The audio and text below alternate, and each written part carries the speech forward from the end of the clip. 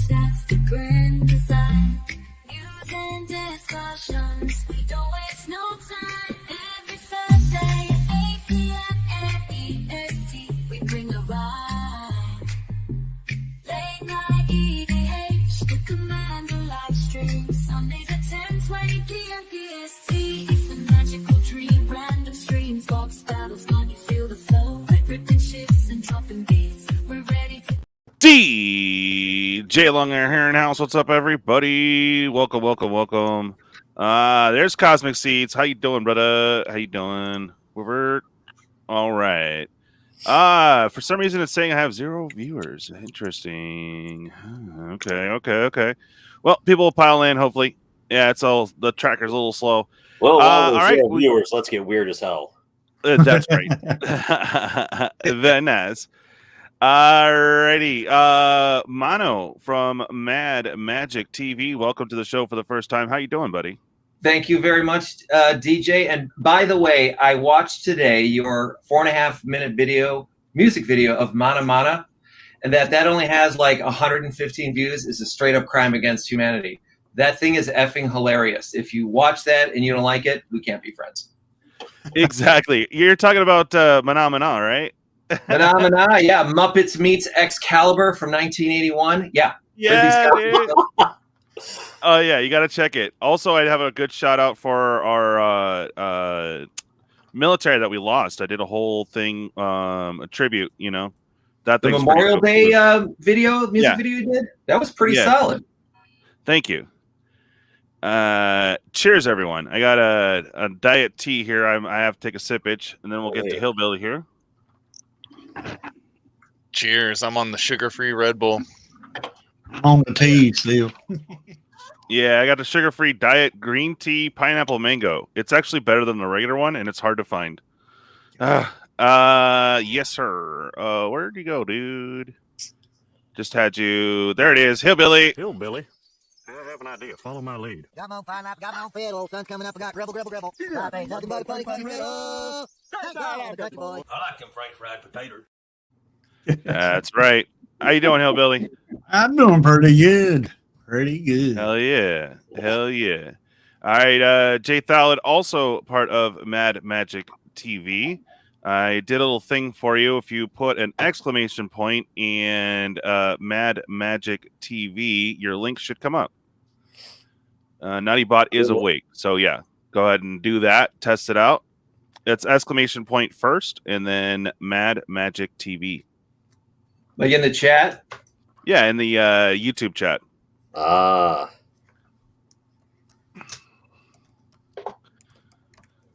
Other chat. On here, there's private, and then there's comments. You should be able to do it there. Yeah. Oh, and the comments. Yeah. There you go. Hey. That's all right. We're all learning. I know computer. Computer know me. Yes. Yeah. I'm not the most tech savvy guy. I may be handsome, but tech savvy, that's a negative. Yeah, no worries, brother. All right, we got TCGDude. Give me a sleeve. That's right. All right, let's say hi to some peeps in chat. Cosmic, what up, dude? K-Torque, how you doing, brother? Alan must be new here. Go ahead and smash that like and subscribe. It helps. It really does. And why is Mad Magic TV not working? That's being weird. Okay. Stupid YouTube algorithm. It gets into everything. Is it all lowercase letters? Perhaps. Bruh. Okay, I need to fix it. That's fine. Yeah, it's not gonna work. I did it. I saved it and didn't save because my computer decided to reset. But yeah, hey, it happens. Well, again, welcome Alan and Cosmic. That's right. Well, welcome. I'm gonna get myself pretty up here in a minute so you can see my fugly mug. But other than that, so the topic today is I'm really surprised because we had so much negativity going into, and then even some of those that had the negativity was still lining up to buy on impulse for Modern Horizons 3. So that's an interesting tidbit. There was something we were talking about earlier, Mono, about basically where Magic is taking, or Hasbro is pushing WotC to push Magic to. And hopefully we can kind of talk about that a little bit. I think my thoughts are kind of more laid out when I sent you guys the invite. But I'm going to go ahead and let you take the reins here, Mono. You had some really good points earlier. I know I'm pretty vague about it, but I need someone to talk so I can fix my heart. Sure. So if we're talking about the direction that Hasbro is dragging Wizards of the Coast, I mean, at a high level, Wizards of the Coast, basically Hasbro's Wizards of the Coast bitch at this point. I mean, Hasbro is in real deep trouble. So getting a little real high level. Hasbro used to own E1 Entertainment. They had thousands of movies and everything else, and they sold it off last August. And we, of course, had Cynthia Williams. If you watched her show at all, we can't stop ripping on her. She's gone. Thalid, where'd she go to? What was the Funko Pops? Yeah. She's selling bobbleheads now. Yeah, she's truly got the intellectual properties by the balls. Right.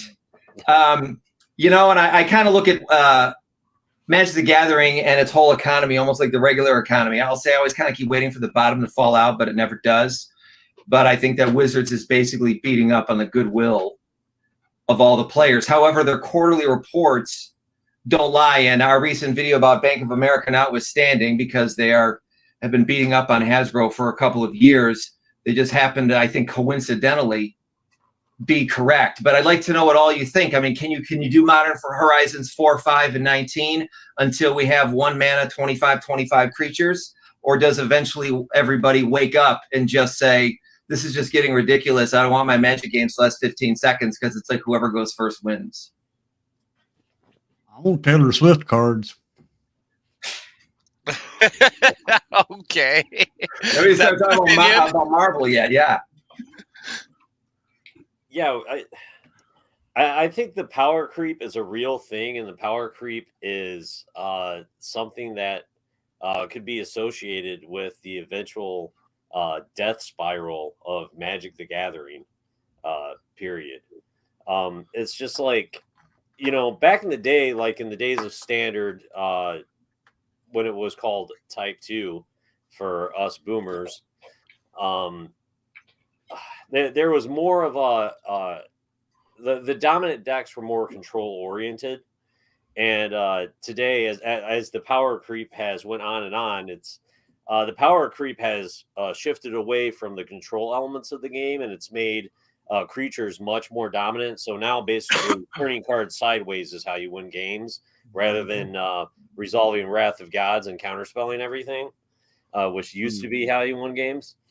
But now it's just what they're doing with each subsequent set of Modern Horizons in particular is there's a huge power creep where it's necessary. It's a necessary component for the player to purchase the cards in order for them to be competitive, because they have to own these new cards because they're just flat out better.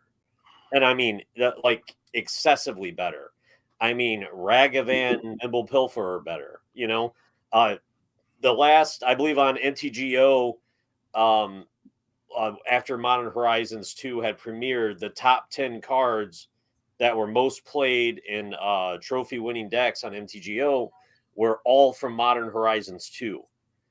And now, just if you take a step back and you think about that, like that's absolutely like ridiculous. Like from a design aspect, like how much R&D like is really like happening when every set you release is just absolutely everything is just 100% unequivocally better than the creatures from the from the prior set. And it used to be different, not always better, right? Different mechanics, different way of playing, and now they just seem to be like throwing more muscle at it and calling it good. Yep. Well, and I told you too, and again, I don't have the vast playing experience that you guys have here. I played off and on,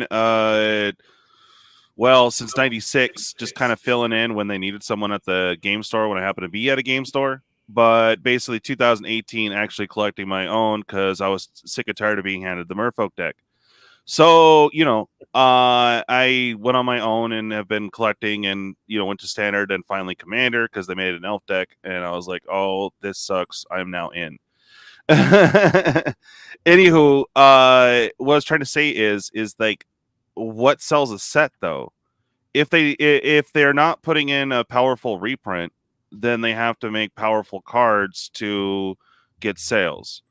Now, before, as you said, the way that they structured it is it wouldn't necessarily be more powerful, but it would be, different, more mechanically sound or a different way to play. So that would interest players. But now it has to be broken. It has to break the game somehow, some way, or fit in with an infinite combo somehow to sell the set. Yep. So that's how I feel, but then again, I don't have the vast experience you guys have. What do you think about that, dude? I mean, like, I don't know. If there's no power, it doesn't sell, right? Well, There's no decent bitland base. Well, they banned some cards before it came out because when it came out on Arena for the pre-release, I played the not pre-release, early access. I played the early access, and all of a sudden, boom. Those bans shot all over the place. All the fetch lands. Sorry about that. All the fetch lands got banned. Yeah. They had a flare for each color, a flare card. They all got banned. Hillbilly, do you think it was knee jerk though, or like from when you were playing? Did it make sense to you that they started banning these? Not really. Thought you might say that. So if I could interject here, there doesn't have to be, and I was talking on the phone today with DJ Longhair, and we were talking about this exact topic, and it doesn't necessarily have to be just better cards, and then you must buy them. That's only essential for, or that's only kind of essential for eternal formats. In formats like if Wizards of the Coast can make Standard attractive again and bring back things like the Pro Tour to the extent that they existed when I was a young man, they don't need to do that because there's a 2-year rotation of sets and sets rotate out. And if your most played format is a 2-year rotation, then you've got a 2-year rotation of cards. And not only that, there's also the aspect of, okay, we've went so far to the right towards the creature power creep. Why don't we lean a little bit more towards the middle and start bringing a control element power creep back to the game? You know, they changed it. Yeah. Sorry to interrupt. They changed it to 3 years now. Yeah, it is. Yeah, it is now a 3-year rotation. But that I'm a little more in favor of the 2-year rotation, and it's because of the element of the power creep. Mm-hmm. Yeah. Well, exactly. And for a while there, I have not played Arena in like forever. But basically from my friends here, our Hillbilly plays a lot of Arena.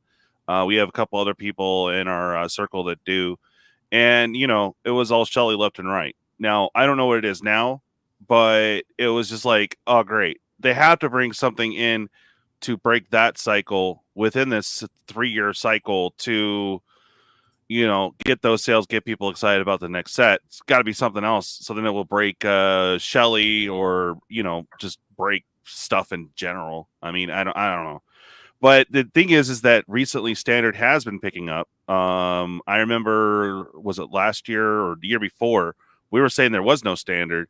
And actually, I'm seeing sanctioned events and stuff again because they're starting to bring back the Pro Tour and all that. So, you know, they're working on it, I guess. But I think they really need to clean house.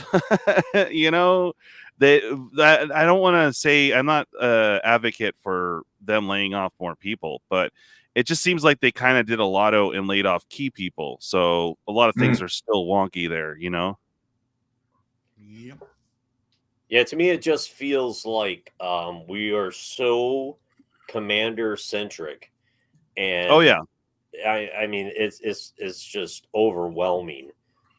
Just if you just look at the amount of legends that are printed in every subsequent set, it's asinine. You know, we need to get away from commander. I think that Hasbro / Wizards has just leaned into that element because that's where they think all of the money is coming from.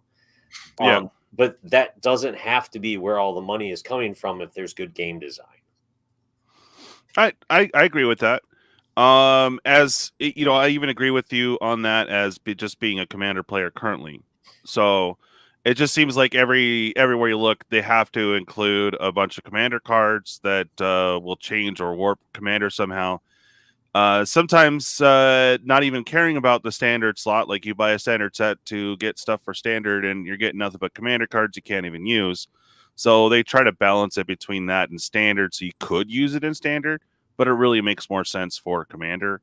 But then there's, of course, the cards that are like, you get a play booster, say for example, Outlaws of Thunder Junction, right?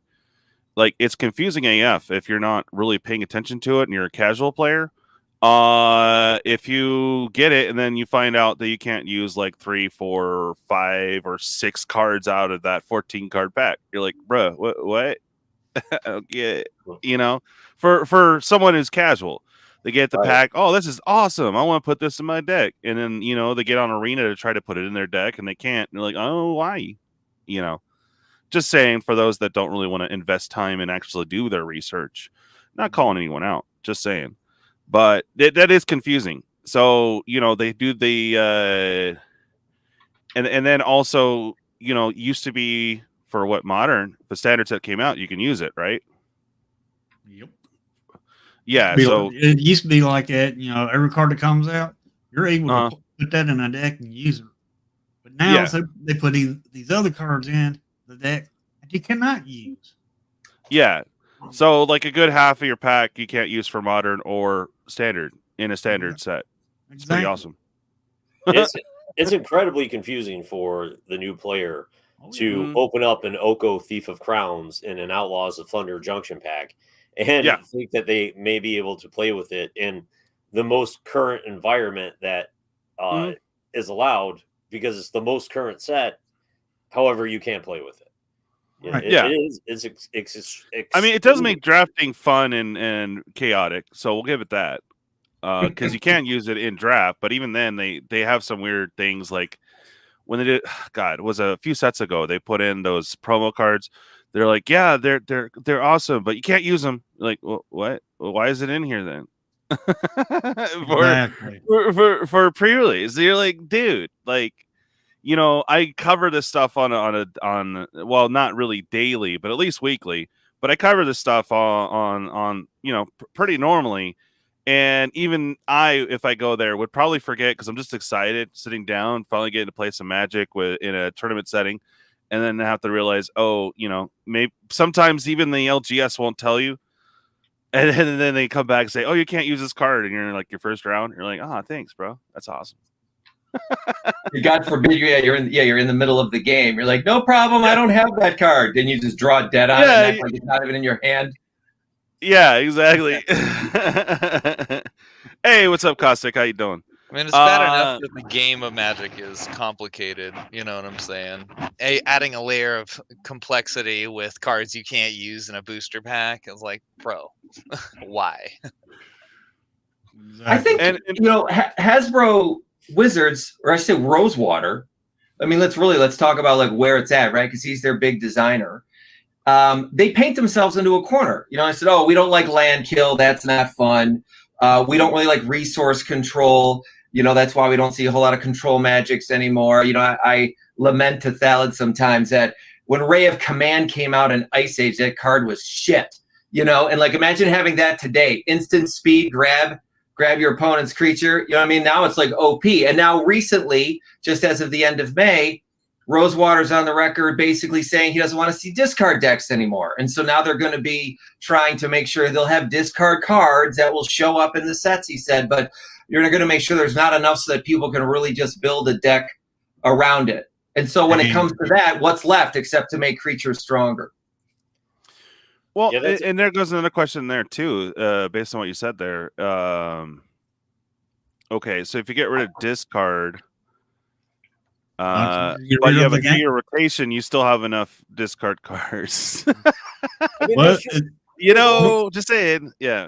There's only so many elements of the game, you know, and it seems like it's become so derivative, and it's just boiled down to who has the most broken creatures or what colors have the most broken creatures clearly defined the metagame in every format, except for competitive EDH. That's the only format where that's not relevant. I mean, well, Vintage doesn't count because nobody in the world plays Vintage other than like 8 people. But yeah, well, you know, I don't have the cards, so true enough.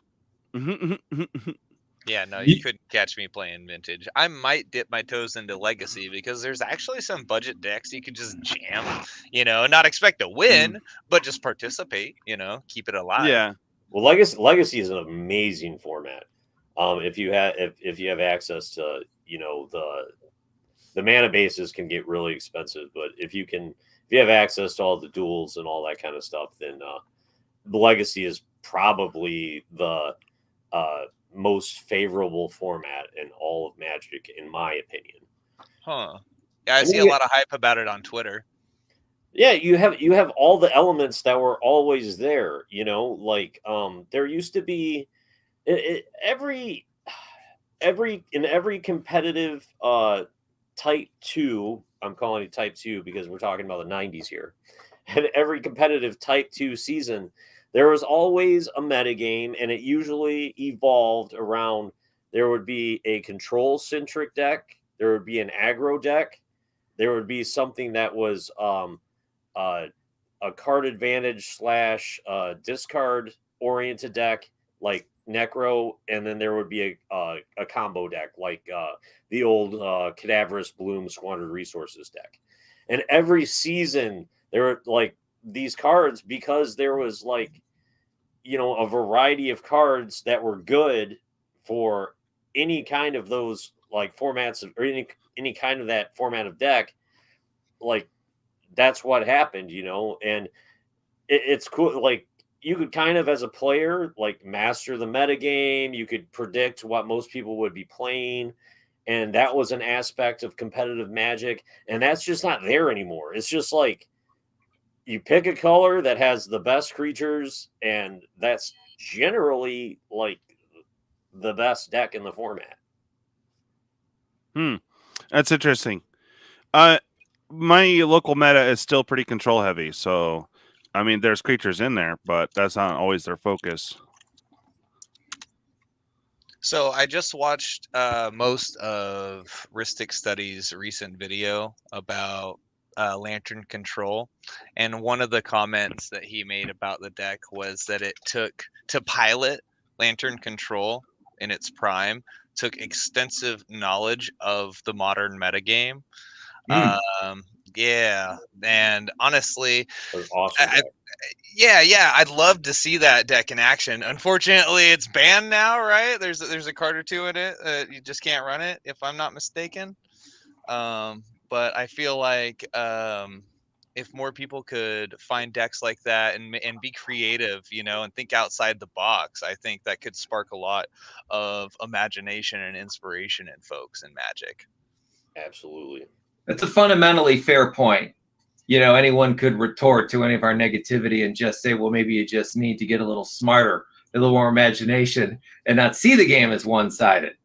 You know, so I guess that's fair. You know, I mean, decks keep coming up, but there's this element inside of Modern Horizons 3, I think that, Sally was pointing out, where like, if you don't get these cards, or if you have to wait until the prices start to fall, and let's say it does take a while, then you are not going to be able to compete. People start showing up with their Cap Kinnears and all stuff, and the Psychic Frog don't get salad started on this card, then it's and look, they're a business and everything else, but there kind of has to be a little bit of a balance, and sometimes it almost feels like they're getting a little predatory when some of these new sets come out, where it's like pay up or get bitched out by your LGS for the next 3 months.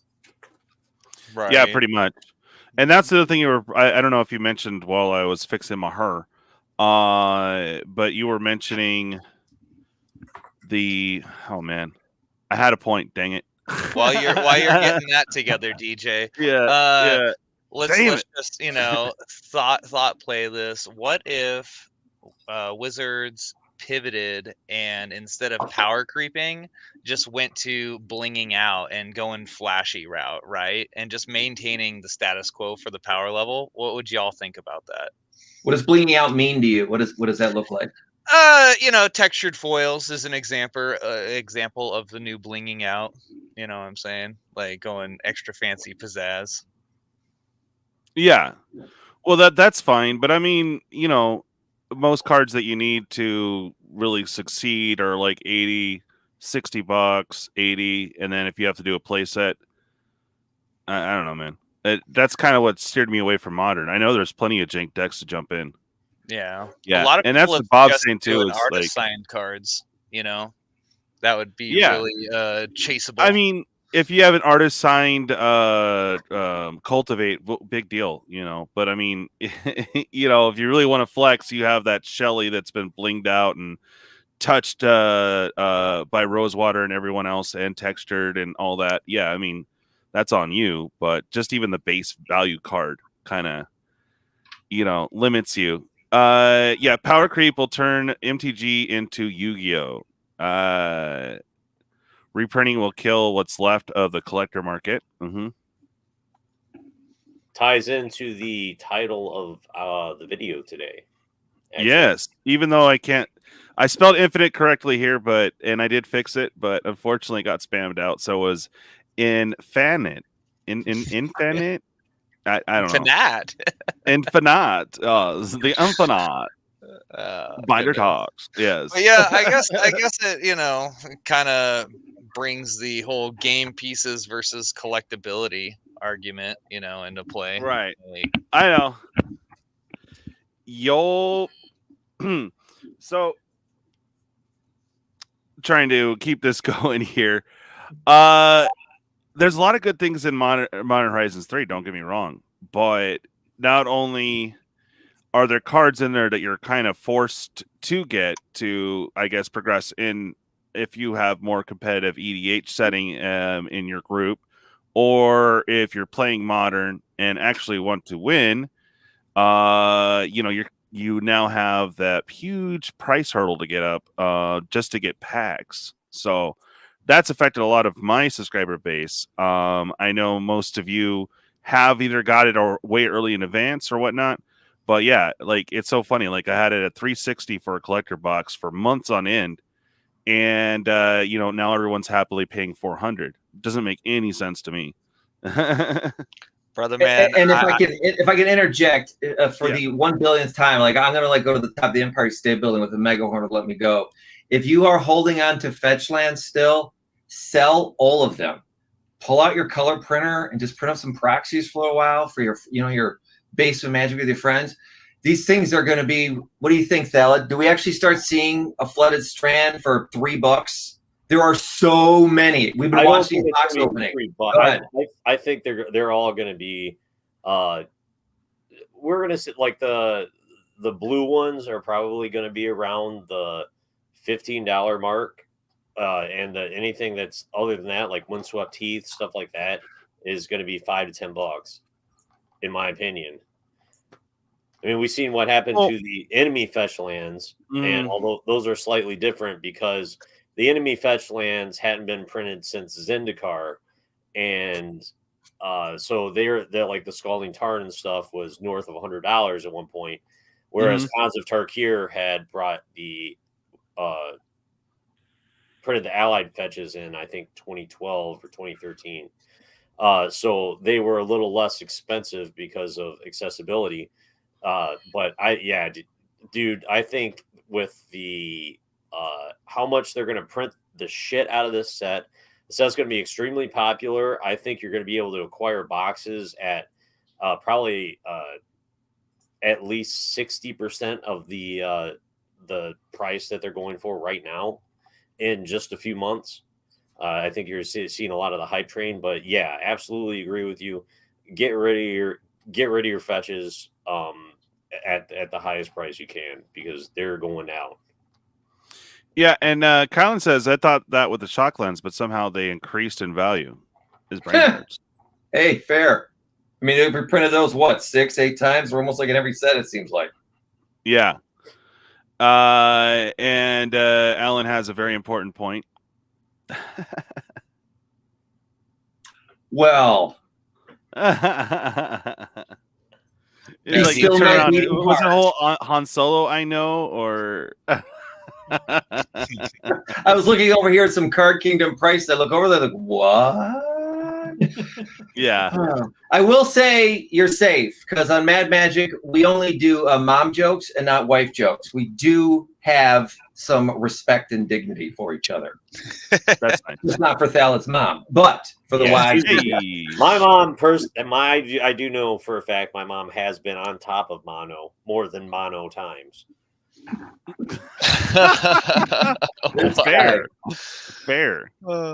It reminds me of the regular show. I don't know if any of y'all seen that cartoon, but there's a Buffman, a character named Buffman, and he's always like, "My mom," instead of your mom. It's so stupid, bro. That's what that reminds me of. Richie has a good point. Card Kingdom now is the like, I think more of the regular flooded strand is $15. I think it's like one of the cheaper ones. No, it's not true. Wooded Foothills is $14, and the Heath, the white green, is at $13. So they're coming, right? Yeah.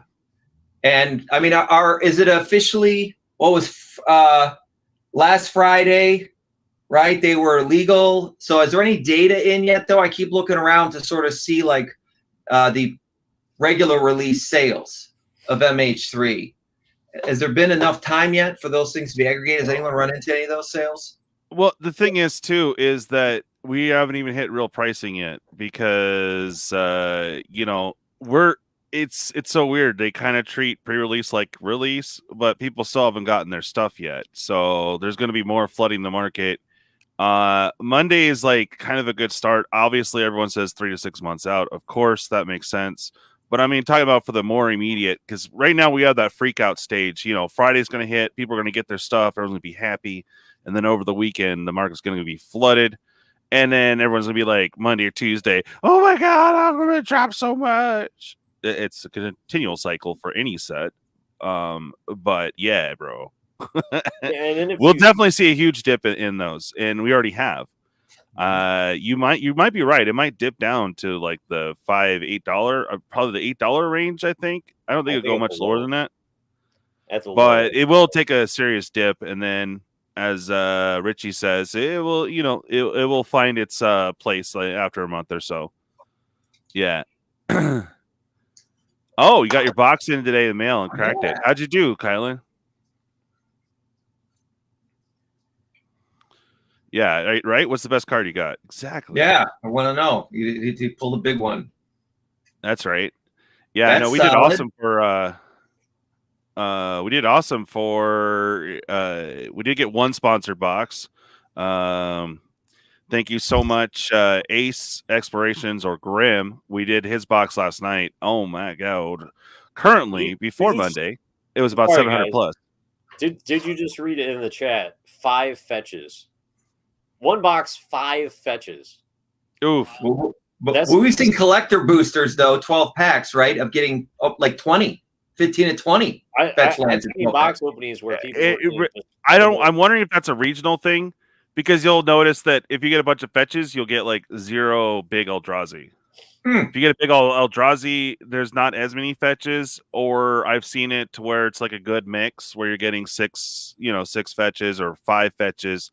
I haven't seen enough of the play booster openings, but I've seen plenty of people repeating 0 fetch box and even 0 fetch collector box. But they did manage to get like a big Eldrazi. So it's like, okay. It's very interesting. Right? Does MTG Arena screw you on the play first or go first? I mean, or is it actually really random? Or is it regional like you're talking about here? That's interesting. I probably watched 15, maybe just a little bit more than that of the collector booster openings. I kept seeing tons of fetches getting up. I commented in one of our recent videos that MTG North opened a single pack that had 3 flooded strands. I used it as a thumbnail on the video, right? But to your point, I mean, what is that? 18 collector boosters, okay, out of 100,000. So yeah, I mean, maybe it just was lucky. Maybe in the pre-releases. Now here, let's go tinfoil hat a little bit. Is it possible, especially with some of the larger content creators from the pre-release areas or the LGSs, that maybe they get certain boxes that could be printed a little bit different? I've never actually I have no proof of that, but I mean, it makes you kind of wonder, and so not only could it be regional, but could we see that once a more broad opening happens, things flush themselves out, or even more mysteriously, what we were seeing in the pre-release boxes, we magically, no pun intended, never see that again, now that they're out to the mass audience. That would be really strange. I never would have even thought to really think about that until you said. To see 15 fetches in a single, in a box, and then you're seeing now people open up with 0. Yeah, we've seen both sides of the spectrum. I've seen some amazing openings. Hey, Prime, are you stuck at work, bro? We miss you. Hey, DJ, you got to put up Alan's. You got to give Alan a shout out comment right there. Already did the pooping. Yeah, you put that up. Yeah. I missed that. And Kylan, by the way, man, I think you said you got the Labyrinth. Sell that immediately, and then wait 3 months and buy it back for half the price. Yeah, I can see that. Can you still hear me? Yeah. Okay, cool. We hope you enjoyed your poop. That's poop like ever. That's world record sphincter control. Oh, I don't know, man. I had a friend that I have to go so back, and then we'll go to the bathroom, okay? And he's back in a minute. He's like, "Oh, that was a nasty one." I was like, "What the hell, dude? How? How?" Me, I have to put on Barry White, light some candles, and get in the mood, kind of bro. I need a cell phone in 15 minutes. Hi, Prime. Ready, Prime? Let's roll.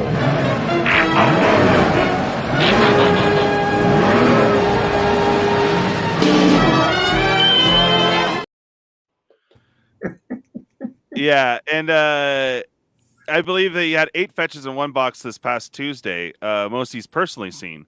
I've seen a couple boxes where it was nuts on fetches. Yeah, I've seen it was opening where one box in particular had 3 flooded strands in one pack. You were pooping. We talked about that.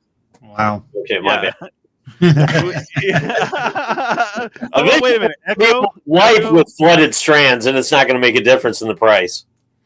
Well, yeah, because it flooded your strand. So yeah. I heard that about that 16-ounce steak. Damn, bro, balling. We're lucky to see a 6 around these parts. Oh man. So I mean, you guys aren't that hard up or anything, but I mean, did you guys buy a lot of MH3? I mean, personally, I'm completely priced out. Period. I bought 0, and I plan on buying 0. Yeah. Alan said to me, "Do you want a box of MH3 or do you want a Tundra?" So I bought a Tundra. Yeah. He said it that way, and that's literally what I did. I was only MP, LP minus MP kind of condition. But so what? I'm like, all right, I'll take it. I'll do a Tundra. That's what I did. Well, good on you, bro. But it was another interesting thing too. Twiddler, are you busy? Because you're a pack seller, so. Oh wow, you got 6 cases, Prime. Jeez. Wow. All right, fair. Tundra always wins. Yeah, I heard that. Yeah, no, but Twiddler, we kind of talked a little bit. I won't get too deep into the conversation, but he says he didn't sell any boxes. No one bought boxes, but people were jumping in battles and packs. So nice. It's so I was just saying what you were saying. Oh no, but like. Yeah, I thought you were saying you got 6 boxes. No, you were talking about the conversation about a sample size. Yes, that would be a good sample size, but not at the prices, even at the discount prices I was getting. If I could, guys, there you go. I'd like to bring up a topic regarding these excessive reprints. And the fact that Wizards is absolutely exercising the reprint equity of these cards to access. I mean, it's just insane. And there's going to come a point like they're charging a premium price for these boxes because they're putting cards in there that are, cards that people want because they're being reprinted, like the allied fetches in Modern Horizons, along with all the other stuff in there. But that can absolutely contribute to the downfall of Magic at one point or another, because at some point, reprinting these cards makes them worth less, if not just, in fact, worthless. And who wants to buy a box of cards for $400 with reprints? Because at one time these reprints were valuable. There's only so much reprint equity that these cards have that they right. shoving in these boxes. Hillbilly, you're nodding there. Do you have a comment? Yeah, I'm just listening. But I understand what you're saying though about the reprints. They do too many reprints. The cards ain't gonna be worth nothing. And in that instance, if the cards have that little of a value, who is going to be willing to pay $300 or $400 for a box of new product with these cards in it? I mean, are they going to keep just putting like numbers on top of the cards and saying they're worth and we think they're worth more because they're numbered 1 to 500, which I think is absolutely just asinine. I agree. It is. Are you talking about Hillbilly?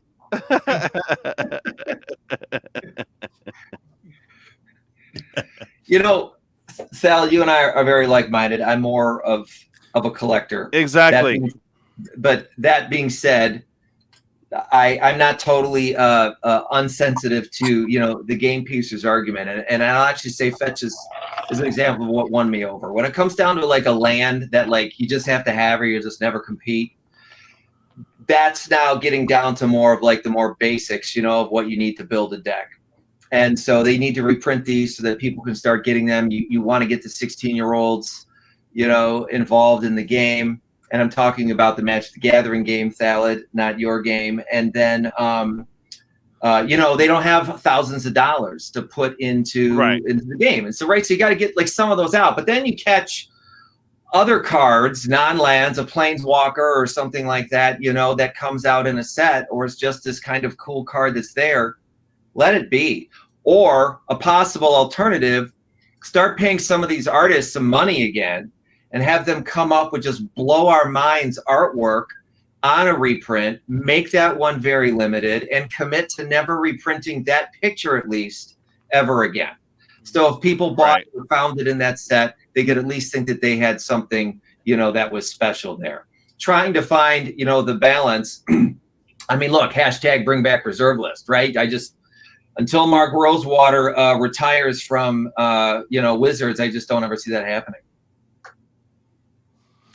Yeah, it's funny, Prime. You're like, dude, this is literally a convo for years now. It's like you can never avoid these topics because it's just a continual thing. I mean, Like, yeah, there ain't nothing and wrong. plus, Mono and Jay Thallard are barely catching up to us. So there you go. It's all right. It's all right. We're getting out all the essentials. You know what I mean? Well, it's just the Go ahead, Hillbilly. Yeah. it's the economy in a trading card game, a collectible trading card game. Right. There has to be an economy, or it's not collectible. It's not collectible. It's not. It has. If the cards don't have value, it's not a TCG. So the cards have value. And as far as like, I agree to a certain extent with nearly everything that Mono says, but just like fetches, for example, once they've dropped to the price, like the Allied fetches, the Cons fetches were already available for, like $15 to $30, which seems perfectly reasonable for like literally the best cards in the game.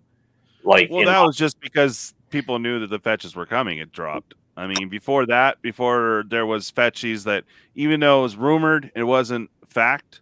They were still about 40 a pop on the lowest one. It was like maybe like 25, 30, but they were up there. They're about 40 a pop at least on like the crappiest version you could find.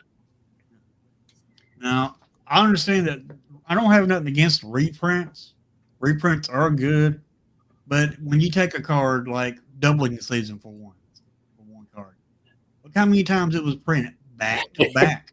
There's an issue. They don't need to be taking a reprint and printing it in the very next set that comes out. That's taking it too far. Let that card, if you reprint that card, let it sit for a while, then reprint it. Let it breathe. Exactly. Yeah. And Anger is also a TCG seller, and he says Race to the Bottom starts at 12 a.m. today. Yup. It won't really settle. It won't settle on Monday, but like seriously, wait till Monday before you itch to buy, because a lot of these cards are gonna dip hard. I firmly believe there is a very easy solution to the whole that whole argument. Proxies.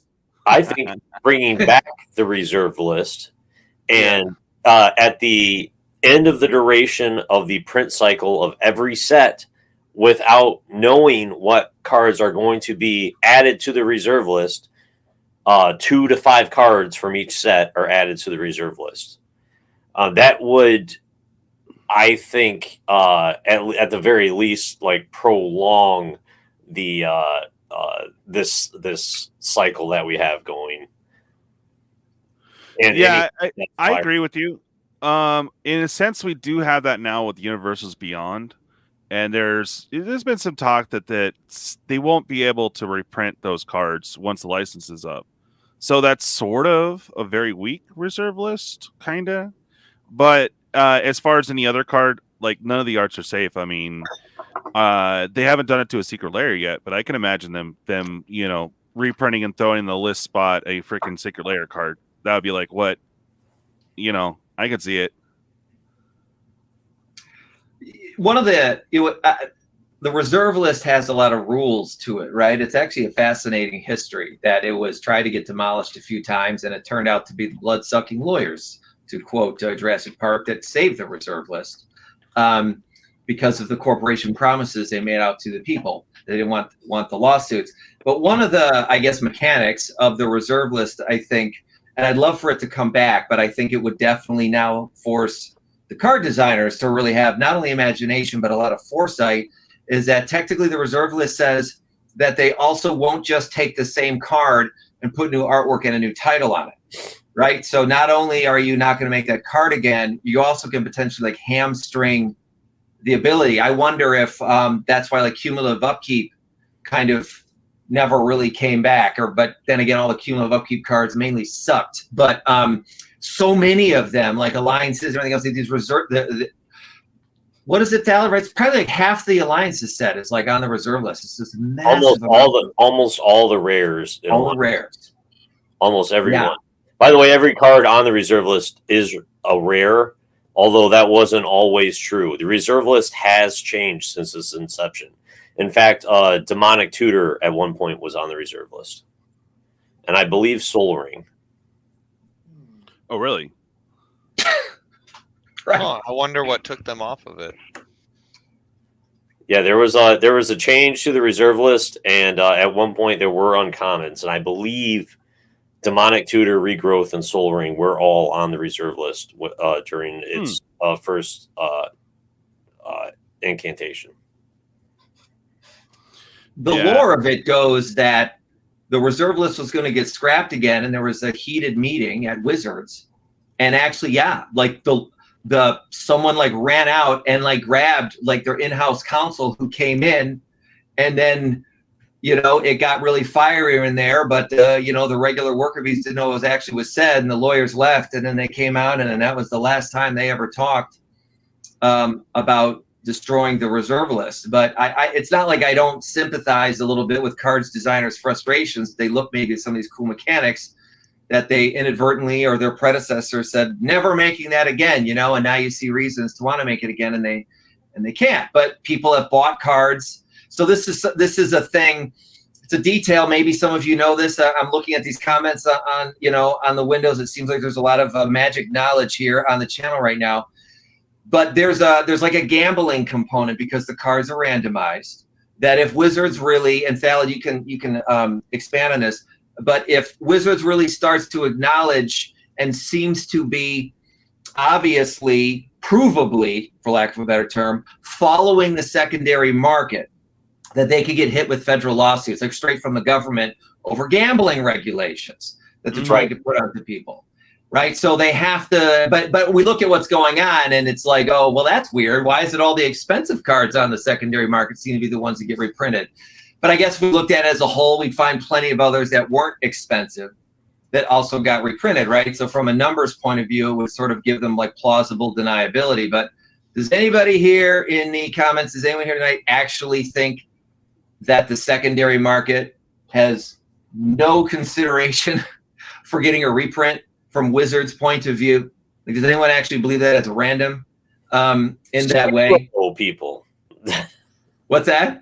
Zero people believe that. Yeah. We all know that they monitor the secondary market. Otherwise, there wouldn't be $50 worth of cards in a $50 secret layer.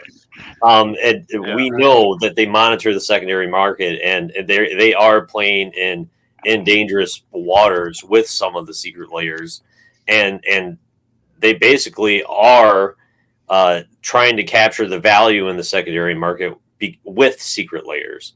That's the point of secret layers.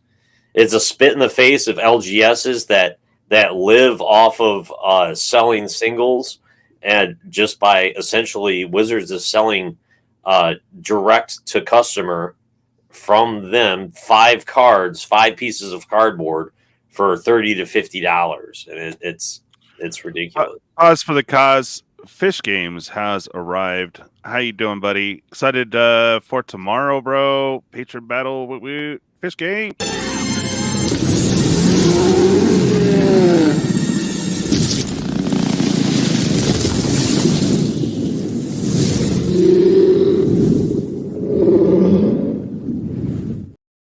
What's that Carry clip on, from? sir.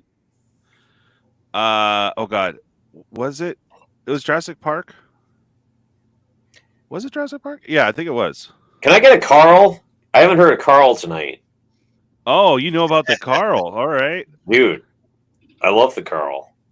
Oh, the Carl's the best part. Oh, but I actually know I had an addition, little art project here. Bear with me. Has anyone watched the new Star Wars Acolyte? Oh, not yet. I'll take reviews if anyone's got any. Yeah, oh, it's horrible. But no, if you manage to make it through to the 3rd episode, I'm trying to find. Everything's kind of horrible in the Star Wars universe after like 1984. But yeah. Hold on. I got to do this art project. Okay, I found where Carl was. Okay. So, not saying anything or reviewing it, heaven forbid I save you from that torture. Oh man, I just got it today too. Where'd it go? Okay. Oh, I'm gonna be so disappointed if I can't hear the Carl. Well, to avoid dead air, Andor was awesome. I thought that show was great. That was good. Yeah. But one of the moms, plural moms, her name. So I'm gonna show the picture, then we'll play the Carl clip because she is Mother Carl. I kid you not. I was like, you cannot make this up. Are you kidding me? I was like, how do me? Qore!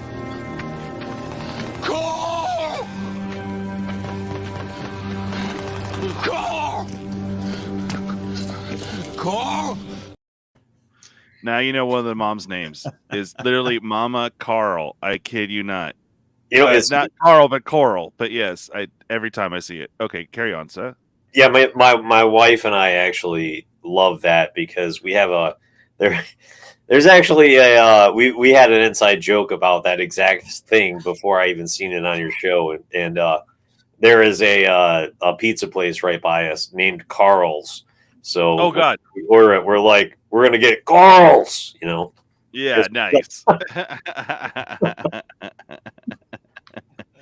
But I saw that, I was like, no freaking way. Awesome. The meme lives on with Carl. Anyways, before all that, you were saying, sir. Well, we were talking about it. We asked if anyone saw Acolyte, but maybe that's because he was bringing up he just wanted to see some Coral. That's right. We all got sidetracked by the Coral, bro. Coral. And you're all, this is how you make the most money in Magic. Can we get it, Carl? Carl. How do you make the money in Magic? I don't know, man. I got Carl'd. I'm good. You just ship to the moon, eh? All right. So yeah, we're beating these combos to death. Just want to know a little bit about you guys, Mono and Thalid. You guys have a channel. Dude, go check it out. Again, it's not working, but I'll have to give one of you guys a wrench so you can put in your link. But it is in the description. It's the only link in there besides my merch stuff. So hit that link. Give them a little bit of love. What are you guys doing now? Mad Magic is primarily about the finance, is its brainchild. But I got onto this thing. We got onto this thing with Liliana, and we brought her to life, and now we can't shut her up. If anyone's willing to go look at our, we even posted it to Instagram. It's only had like 3 views, but we've just started a new thing called Lily's Burn Deck, where she basically throws insults and dad jokes at all of us. So I don't know if anyone's gonna like it, but like I just can't stop having Liliana do stuff. She's just the hottest babe in all of Magic the Gathering, and there's just no rival. But we're looking at current events all the time, looking at the finance of the cards. Thalid, one of our core shows that we do is he picks one to buy and one to sell and one to speculate on. And I gotta say, ignore him at your own peril. He has gotten a lot of picks, especially the ones to sell, that have really come true, and he's putting them out there well before people are really talking about it. Thalid, what else we do? Well, I'm more of a Garuk kind of guy than a Liliana. I hear you complaining about creatures and stuff, and I'm like, dude, that's the best way to play. Let's slug it out. Let's go. Yeah, dude, like let's do some bear AI. You know, real quick. I mean? Hey, pause. How you doing, brother? And also, hello, Salmonella. Long time. I hope you're doing well. And Time Capsule. Also, big shout out to Superfast Tortoise's wife. She's in the hospital getting surgery on. I hope she is doing better. But thinking happy thoughts for you guys as well. Carry on, sir.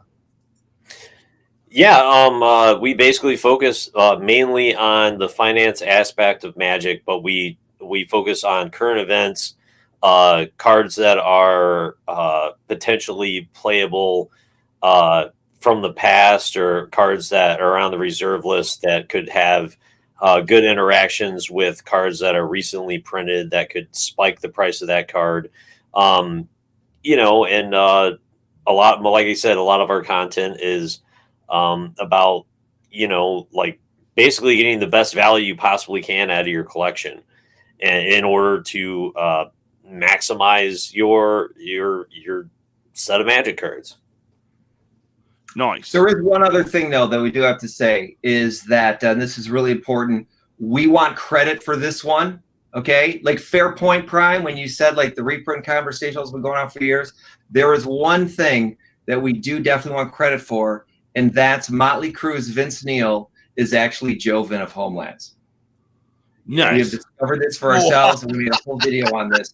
You have to. I'll sure short on it. You have to. Short. It's only 1 minute long, but today's Vince Neil is 1995 Homelands Joven across the board. I love it. I love it. Yeah, Joven is definitely Fat Vince Neil and Mono proved it.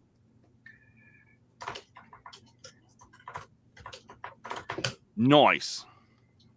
There you go. Did I? Yeah, there it is up there. All right, people are putting in too many things. Did I already get you? Hold on a second. It might not show up. Okay. Let me make sure I do this for you so that shows up. Mono also loves to make cards with my mom on them. And they usually have a like their toughness is usually like 13 or something because of the size of her ass. And she can really take it, but you'd have to talk to him about that because all I hear are sounds.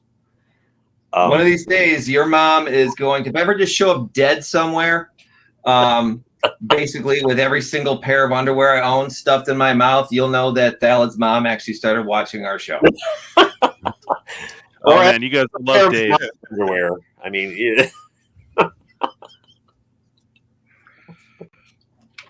Oh, man. Yeah, boo Salmonella on working 12-hour days. That sucks.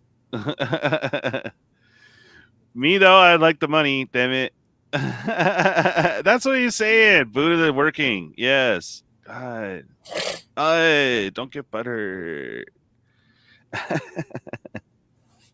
Yeah, I'm kind of happy I have Father's Day off. Nice. Oh, yeah? Gift from the boss. Yeah. Nice. Coming up on Sunday here.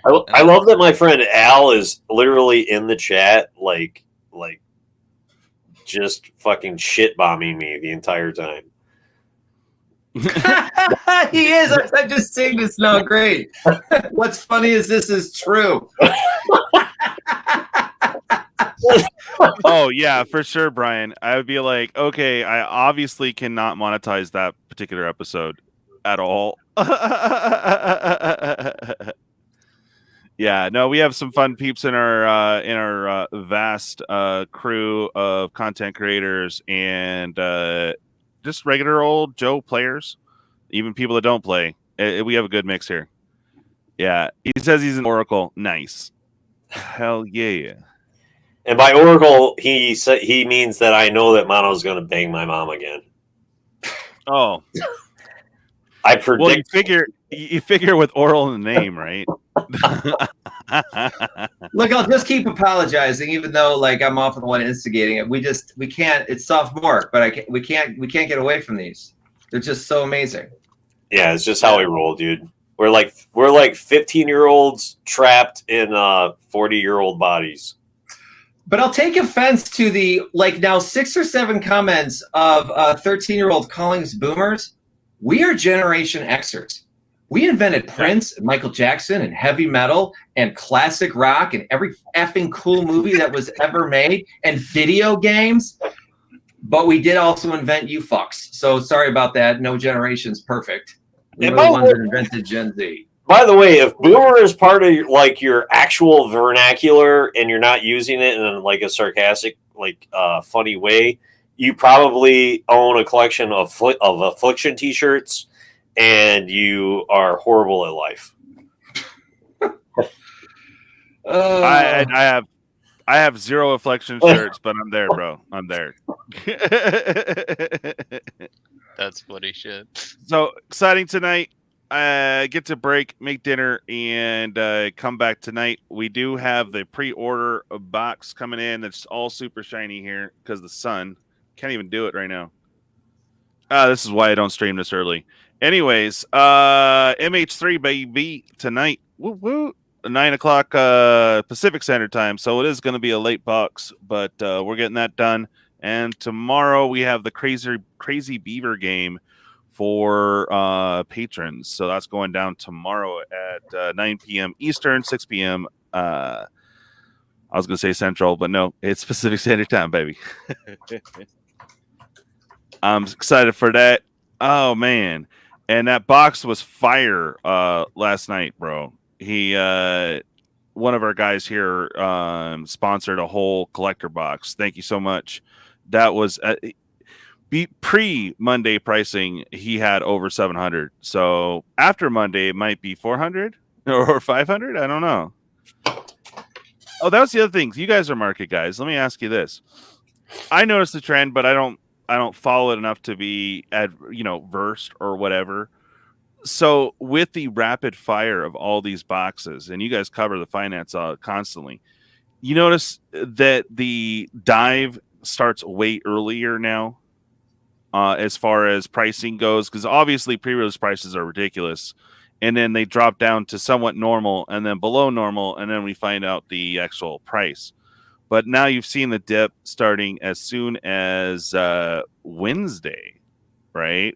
When these people get like the day after all the standard set is released, we have people automatically at 12:01 cracking that box live or whatever right then and there as soon as all of the previews are up. So do you think because of that where the dip is happening a lot sooner, like the initial climb, like instead of it going like this and slowly down, it's like and then back up, and then what do you guys notice there? I'm going with a yes and no. Thad, what do you think? I think there's a hype train, and the prices are just completely and utterly hype train driven. There's in conjunction with earlier and earlier pre-sale prices on sites like TCG Player and such. There's hype behind certain cards. Cards get hyped more than they should, so the price is really high. And after pre-release weekend, there's an excess of these cards, and there's plenty of avenues for people to sell them online. So once they get access to them, it's a race to the bottom to dump them. And then a little later on, the cards that are actually playable in competitive decks and are found to be reliably good and not just speculatively good, those are the cards that rebound. The cards that really get hit hard are the cards such as the serialized cards, like these serialized cards that are going for $2,500 right now because there's only 2 or 3 for sale on eBay. Those cards are going to be $500 or so in 3 to 6 months. Yeah, The meta. and right, and on serialized cards, it's a really weird market. I know for trading cards, I've seen it a little bit, and I never really collected sports cards. I mean, I did when I was a kid, but the particular numbers will still retain the high values, but not the random 150 of 250 is not going to be as valuable as 69 for 20 or was it 1, of course. My favorite's 9, but the main numbers, the meme numbers, those are always will retain high values, and you probably won't see people post them because they're like, oh sweet, I got the meme number, I'm keeping it.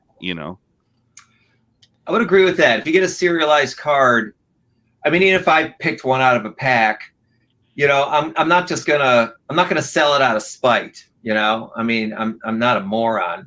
I mean, I'm half a moron, but.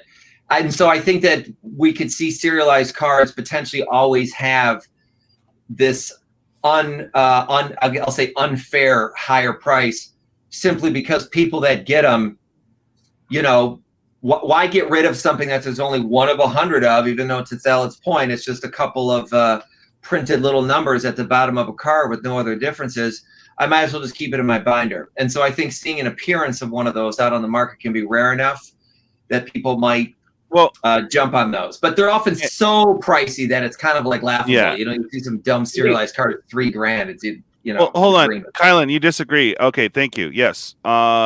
If they serialize cards that are playable or uber broken, like Eldrazi, that's huge. I agree. Those will definitely hold like actual playable cards that are serialized that are in the high-powered decks. For sure, those will retain. And then, of course, those special numbers like 42, for example, since it's under 250. That will fetch a higher price. Now on these regular, like when they did some uncommons, I was like, bro, why? But only those numbers of that, you know, low end card, only the fancy numbers will retain value. I think it will drop, you know, like you're saying. You can just look at I do agree that in this particular instance with MH3, there is going to be somewhat of a premium relative to other serialized cards because the Eldrazi are very good, the ones that are serialized, and there are only 3 cards that are serialized in this set. However, I think commanding a price of $2,500 is just not going to happen. Like if when you can get a moderately played Mox Emerald from Unlimited for around the same price or cheaper, it's just, I'm going to go with the Mox. But, you know, I don't know how other people feel about that. But these cards if you look at the sports cards industry, the longer the serialized number trend continues and goes on, the less value they have. There are so many 1 of 10s, 1 of 20s, 1 of 5 that you can acquire for $5, $10, $20, you know, and of even like, you know, some of the more popular players. You catch a card that's $500. I'm rolling with the. I'm just going to keep buying these CE cards. You know, going to grab my gold borders. You know, that's how I kind of look at this stuff. Like I agree with you. Someone posting was Kylan saying Lord of the Rings sales are going up.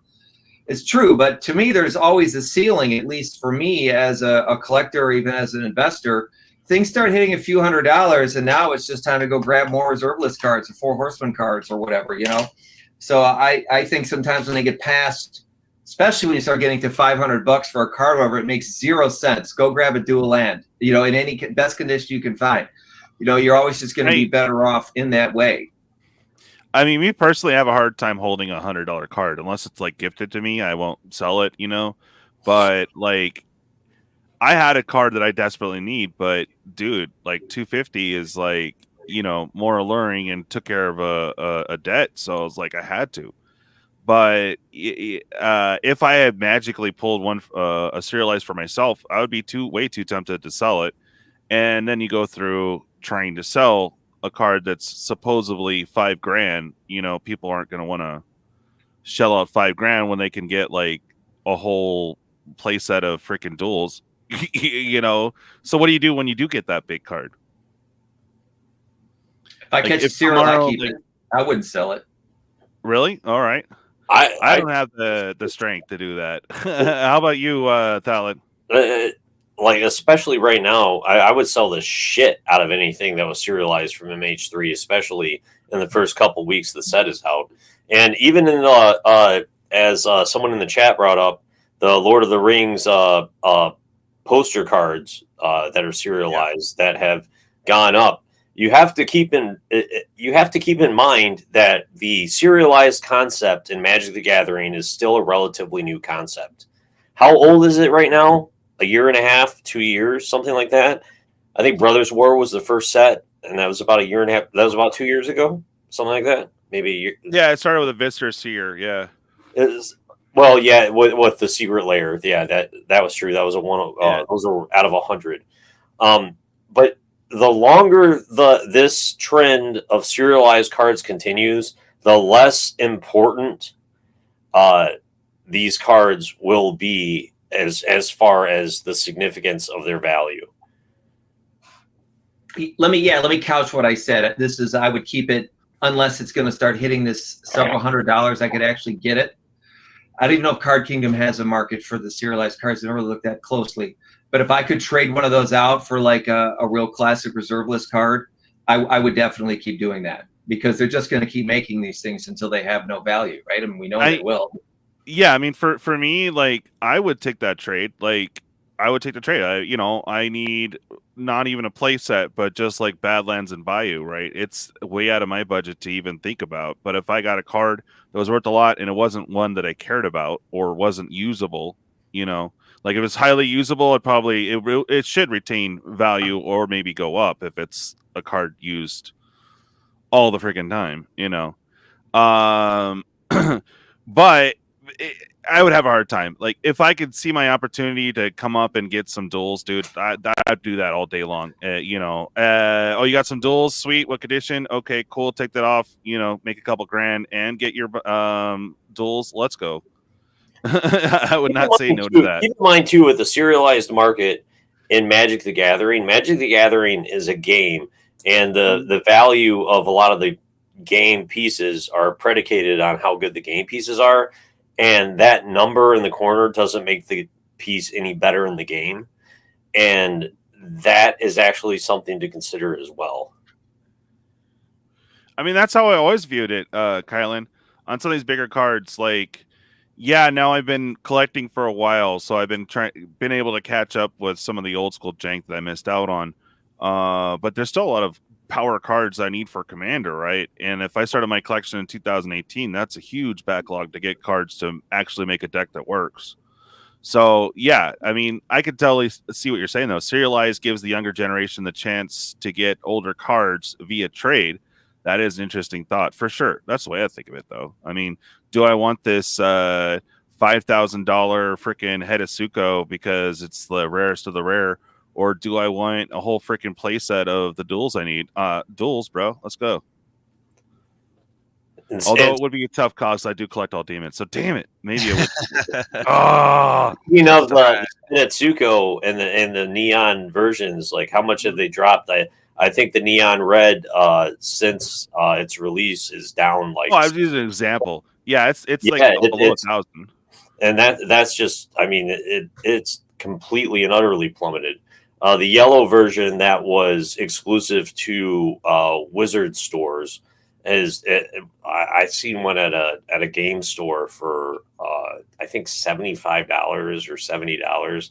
Yeah, and that card was going all day in America for $400 at one point. Oh yeah, I hear that, bro.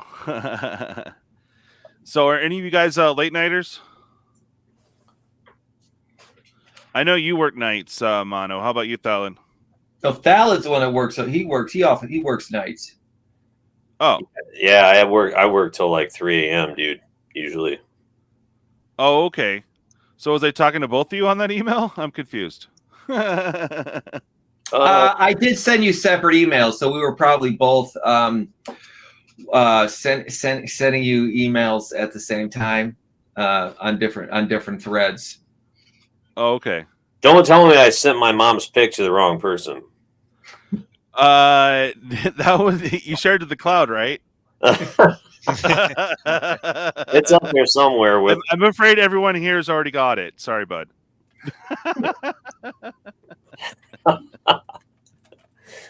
That's right. Man. It's on my screensaver right now, bro. That's right. I'm not surprised my mom sent it to everyone before I did. So. Yeah, I thought I only sent it to you. Why, Mom? Why? All right. Well, I think what I want to do is get to the shill section.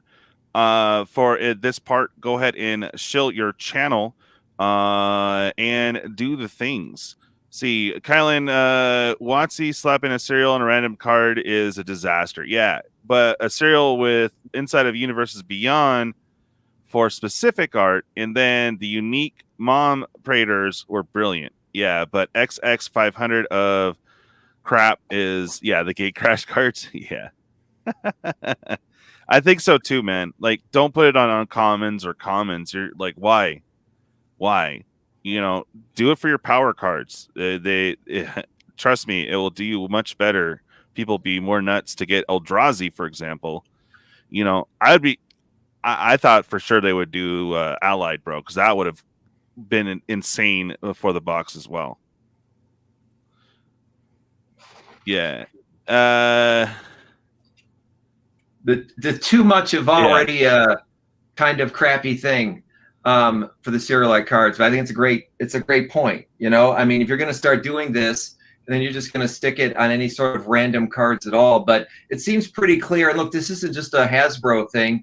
You know, with any company these days, you know, they should all just be called like Strip Mine Inc. You know what I mean? They just can't help themselves but to look at the next quarter. And so this is you're talking finance, and I know this can come across as kind of cynical, but you know, we've said on our show months ago, you know, Cynthia Williams, she never cared. She wouldn't care. She didn't understand the game. She never cared about learning the game. She never probably shuffled a deck of cards the entire time she was there. Wait. She did read that WikiLeaks article very passionately. Yeah. Right. Yes.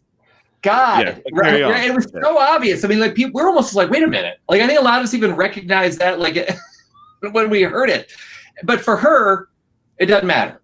How many millions did she get to walk away with? Just so long as you know prices kept going up, you know, each quarter, and so they're not incentivized for the long-term development of the game. And so what I look at is where will Magic be in 3 years? That was really Cynthia Williams' legacy. 3 years from now, you know, because they lay these groundworks. Plus, in Wizards, right, they plan these sets out far in advance. Although she probably did. Was Marvel her thing? I guess I don't know. I think they announced it while she was there, but I don't know if it was her negotiation that she made happen. Oh, I don't know. If she gets credit with that. Yeah, that definitely happened under her watch for sure. But you know, like I said earlier, she's at a much better place now, Funko Pops, where she can grab every intellectual property possible by the balls and swing from them, because that's what she was trying to do with Universes Beyond, as far as I'm concerned. Was it her that did that concept though? I mean, it started with Walking Dead was the Walking first. Dead, yeah. Yeah. So does she get credit for that? Yeah. What year did that come out? Oh God, that was what, 3 years ago? She was only That's with a genuine Hasbro question, guys. for like 2 years, wasn't she? I honestly About 3 don't or know. 4 years ago, yeah. With Wizard. Yeah. I honestly don't remember, but yeah, it was like 3-4 years ago. That popped in, and then when did she start? It was like 2021. I seem to recall when she hit the skids there earlier this. Well, it was barely even a month ago, right? I'm gonna Google this. I thought they said she only had like a 2-year tenure. Yeah, so she was not there that long. I used to call her the addictor in chief, you know, because she came from William Morris before, right? So cigarettes, Marlboro, and the salad, well, you know, told me, you know, she invented the loot boxes, you know, the Call of Duty and everything else over at Microsoft. And so I think we can see that fingerprint, you know, and the echoes of that with the different sorts of, in the language you would see from Wizards as these new boxes, new sets would come out, and there would be a lot of language around up to this many rares or mythics, and you could get this and you could get that. You know, you could almost hear like the odds. And that just used to be, you know, there were, all right, you got, you know, whatever, 1 or 2 rares in a pack, and that was that. And then it changed over. So she gone as of April 26th. And she took over from Chris Cox in February. There you go. Just over 2 years, right? Hey, what's up, man? Let's see. Hey, what's up, Coach? Yo. Hold on a second. In my opinion, she essentially brought the loot box to Magic the Gathering. Yeah. All the things that were implemented. I don't think she gets sole credit, but yeah, pretty much. We can't. Hi, Dave. Well, hold on a second. Hi, Dave. Hi, Dave. Hi, Dave. That's right. Yeah, man. Good to see you, brother. Pause. Oh, dude, you got a package today? Ooh, nice, bro. I'm willing to bet some people would argue it was a necessary evil to have the universes beyond, though. You know what I'm saying? Because it helps to get new players and outsiders into the game. You know, Lord of the Rings was a big example of that. Obviously, Walking Dead and all that stuff. My girlfriend, personally, she was all about the Walking Dead. She's got one sealed. And yeah, so I don't know, man. Obviously, it's kind of a hot take, you know, not a very popular opinion, but it is what it is. I mean, I can see it. It's done things. And hi, zombie. Been a minute, brother. I am a zombie. I am a zombie. I am a zombie. I am a zombie. I am a zombie. I am a zombie. Props on letting that go for about 6 seconds too long. Oh yeah. Well, thanks. But- That's how I run my show. Not- I have to respond to the comment regarding the universes beyond bringing players in, because it absolutely does not, and it did not. And the only instance in which it may have brought players in was Lord of the Rings, because the Lord of the Rings lore is so similar to Magic the Gathering. In fact, a lot of Magic the Gathering lore was consumed from Lord of the Rings. For example, there was no such thing as an orc before Lord of the Rings. An Ironclaw Orcs is a card that was printed in Alpha.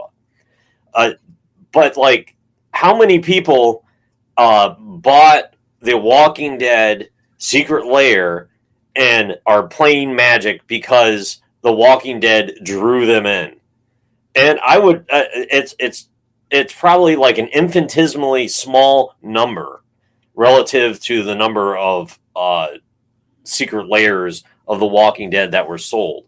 You're talking about like such a complex game with so many intricacies that like it's insane to think that somebody, just because they're a fan of some offshoot of an intellectual property, that they're going to take upon themselves to learn this game that takes, like, at this point, because of all the different mechanics, so much time to learn, that just because there is a Marvel secret lair or a Walking Dead secret lair or a My Little Pony fucking secret lair, that they're going to start playing Magic the Gathering. It's just not happening. They might buy the secret lair, but that's it. I mean, I bought Laura Croft's secret lair. I mean, she's a hot babe. So, you know, got that There you one. go. Yeah. I think if they keep it to just a few cards, you know, it's fine. You know, but with like Marvel, we're hearing full sets are going to be coming, right? This is not going to. I think they'll call it maybe Universes Beyond, but it's not going to be 5 or 6 cards. It'll be like a 150 card set. And I don't even know what we looked like back then, but and like our third video, I think that we did. I'll post a link here because just the opening couple of minutes, if you just want to check it out. Thallid and I play a game of Magic 5 years from now, or whatever, or something like that. You know, with all these different cards, right? And I don't know how many of us want to, you know, I'm going to block, you know, your Jurassic Park T-Rex, you know, with my Wolverine, and then you're going to go ahead and throw Sub-Zero's, you know, freeze ball as a removal, you know, so on and so forth. You know, is that really how we want the game to be? And I think there's a big element of the players that just go, I don't give a shit, just so long as the card is good. You know, the competitive element of Magic is the cornerstone of the whole game, right? Pause for the cause. Pause for the cause. I don't think that they will touch Mortal Kombat, unfortunately, because they already got Street Fighter. Doesn't necessarily mean anything, but I don't think they'll get there yet. Just saying. I would like to personally tap Huntington Bank to cast Burger King and give target player diabetes. I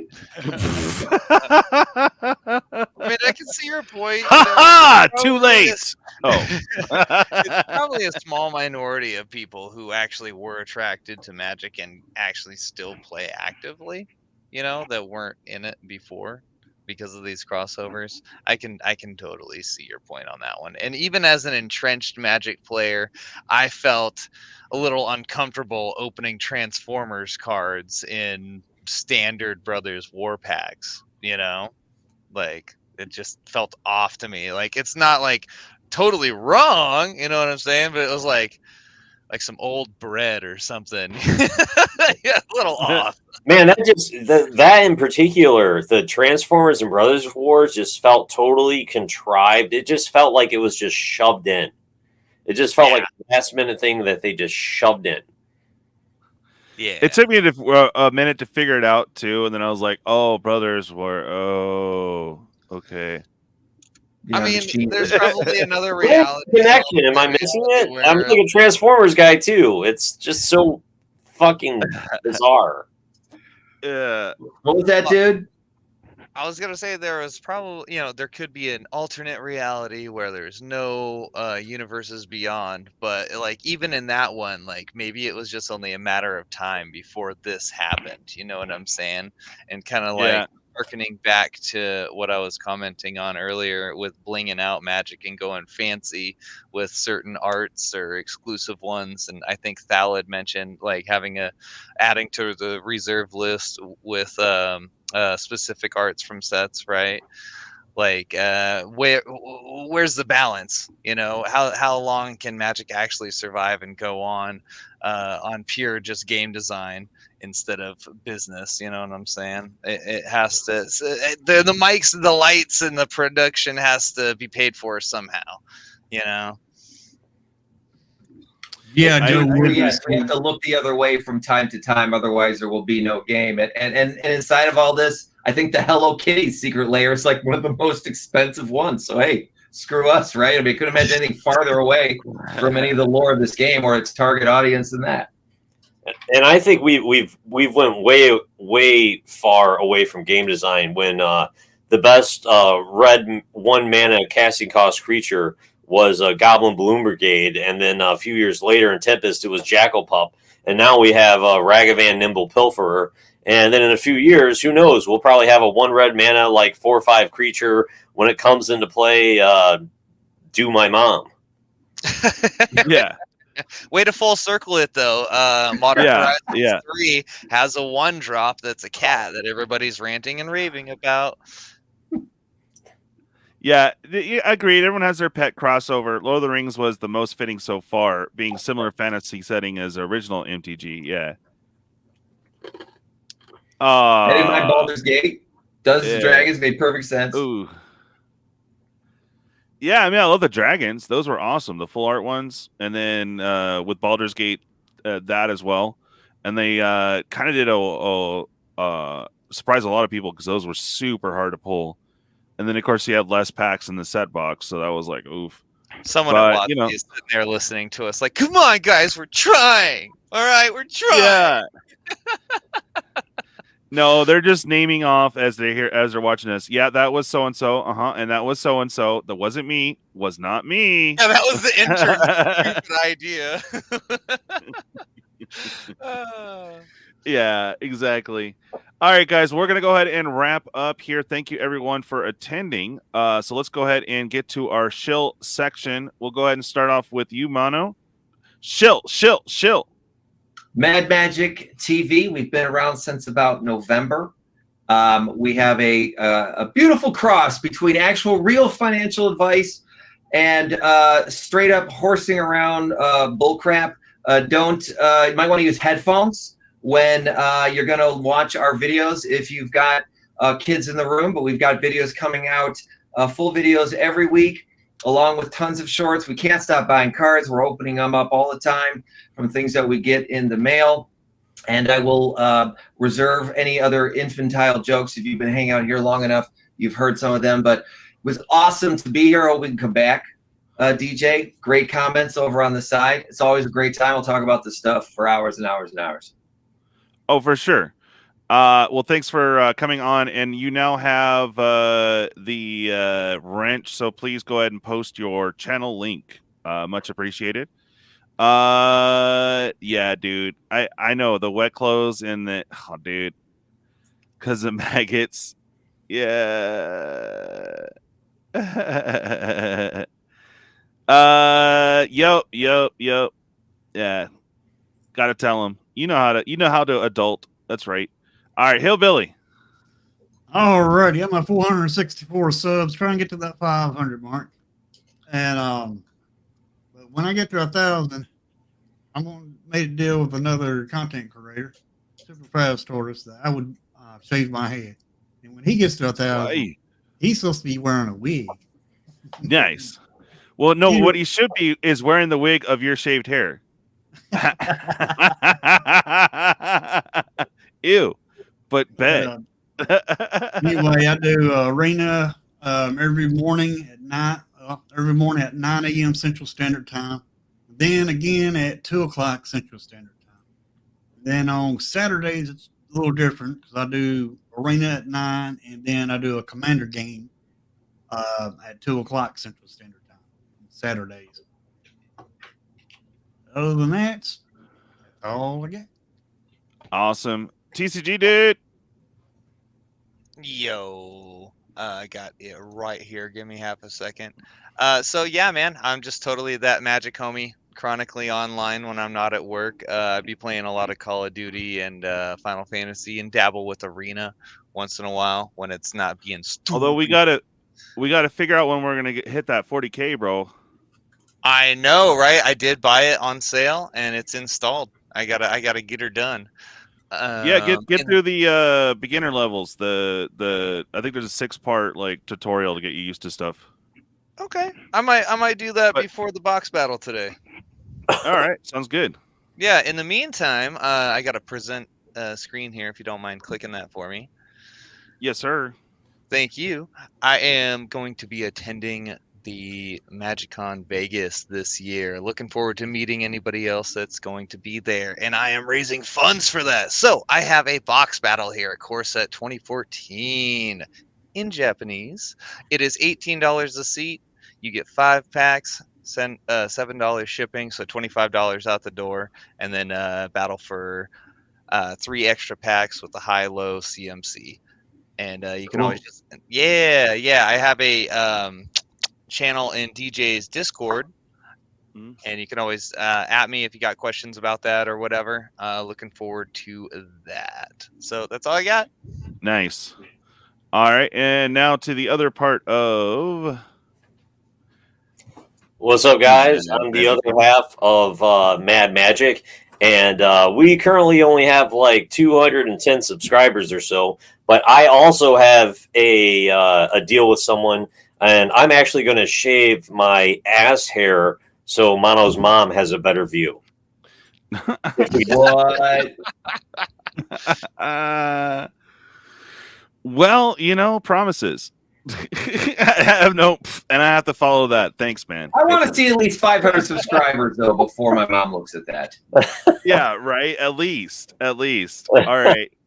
Well, as you guys saw, this is tomorrow for the patrons. Woot, the light's not as bad, but the Crazy Beaver game, it's going to be nuts and very brutal. Thank you, patrons. Tonight we have. Oh boy, where'd it go? Well, while he's doing that, I just wanted to say, right? I'm like, bruh. Magic, y'all. I recently subscribed to you, and so it's really cool. A nice treat to have you on the show this week. Like, for real. And this will also be tonight. This will be tonight at 9. So it is late because I have to break from here, make dinner real quick, wait for dinner, and then fire shortly thereafter. So that will be tonight. Good times. Of course, Sundays for late night EDH. If you guys play late, it's always at 10:20 Pacific Standard Time. Super late. Thus, it is not just a clever moniker. We will be getting in pretty soon. I am been working diligently and developing. I'm still waiting on some cards in, but we will have because I got to fundraise my way to Vegas. I'm going to have a crazy, the Loaded Squirrel pull game. Currently have about 600 in, probably going to add another 100, 200. So the hotel's expensive. Everything's expensive. So trying to grind those funds, those will be available. If you want a head start, we do have the VIPs for basically not 10 pulls, but 11, five a pull. It's crazy. There's some uncommon prizes, but there's not uncommons in there. They're all rares and mythics that you pull. So there you go. All right. Well, thank you guys for attending. Nice to have you guys on. Let me know when you guys are available. We do this every Thursday, different topics. Yes, sir. If we don't have a topic next week, but I think, when is Assassin's Creed spoilers dropping? Bloomburrow should be next. No, it's Assassin's Creed, and then Bloomburrow's in August. Oh, I don't know. Well, I'm not sure what's already been released, but I was glossing over TCG Player like at the beginning of the show, and they have I don't know about 20 cards or so up. No, there was prices. a couple that got through, but I haven't been monitoring too much. But I think that it's epilogue for Modern, and I don't know how that's going to go. I don't think they're going to print that much, so that might be a good thing for it. But I don't know, man. So far, I haven't seen anything that really grabs me that I need that set yet. Hopefully, we'll see. But we will be live when they do it on the day when they have the official release. We'll be live on that Tuesday. All right, sweet. Yep. Get Pause back. Get Pause back. And if you guys haven't subscribed to this channel, of course, do so. Oh yeah. All right, he's on it. He's on it.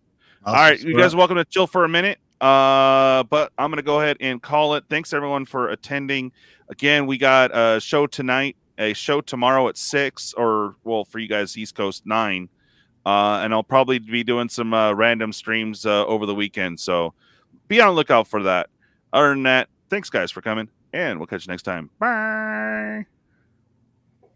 Adios.